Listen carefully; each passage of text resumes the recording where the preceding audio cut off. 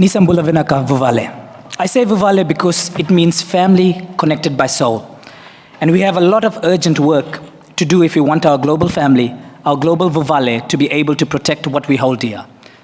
And that is our connection to our Vanua, which is our land, and our Wasa Wasa, which is our oceans. Na Vanua kena kena isau, e waki vatatu e naveika, ka vakaya ndori to madha maikina. Sesa vakaya dhori tiko kina, kena veika esetu mena vakaya dhori kina. In the Pacific, the reason why we are so connected to our land is because it has the heartbeat and the cultural pulse of our past, our present, and what will happen in the future. There's a beautiful concept in many parts of the Pacific, especially in Samoa, where the word for umbilical cord is whenua, the same word for ancestral land. So when a baby is born, the baby's whenua, the umbilical cord, is taken to the ancestral whenua, which is the land, and planted in there.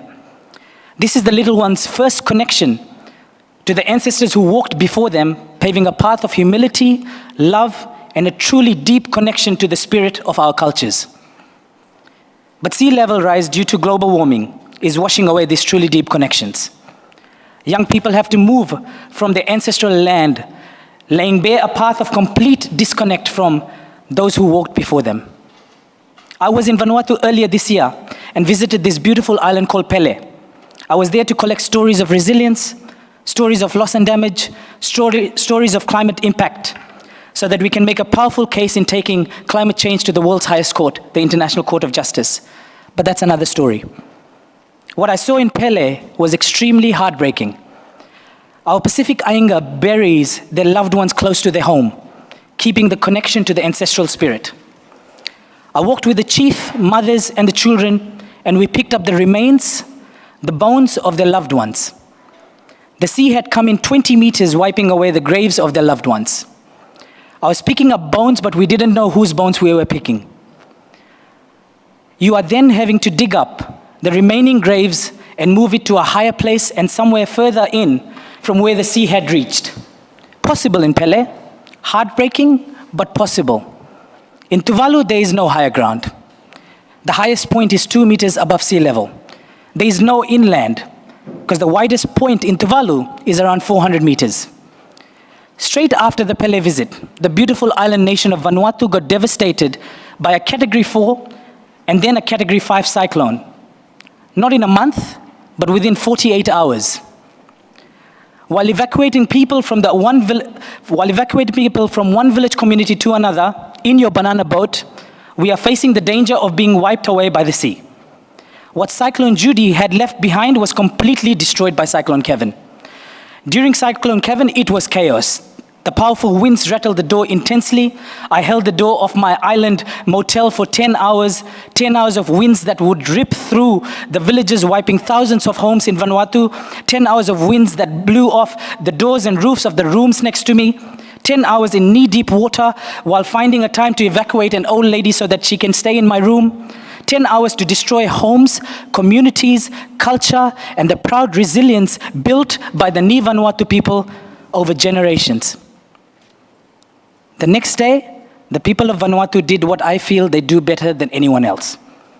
They picked up whatever was left behind and started to rebuild again. They give you the last remaining bananas on the trees when you try to take humanitarian aid to them.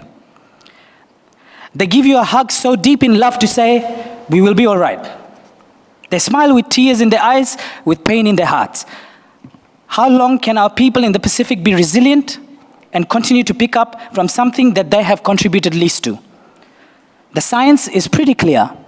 The largest contribution to global emissions that causes global warming is the burning of fossil fuels, coal, oil, and gas. You have people negotiating a tweak to a paragraph, to a text, to a document, when our islands are literally sinking. This process is about us. It's about the people. It's about the Pacifica people, the Pacific Islanders. They have to negotiate about the survival of the islands, survival of our cultures, and the survival of our people, indigenous people and climate vulnerable people across the world. The polluters have a moral and ethical responsibility, both historically and currently, to pay up. As a Pacifica person, as a Pacific Islander, On behalf of the Pacific people, I demand that world leaders at this COP prioritize people and put aside short-term thinking.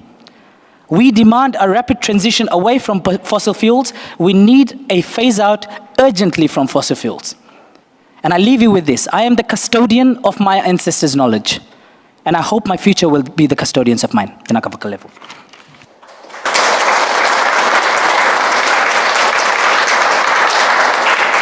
Thank you so much, Shiva, for reminding what is behind the graphs and the numbers and the facts. They are the actual real people.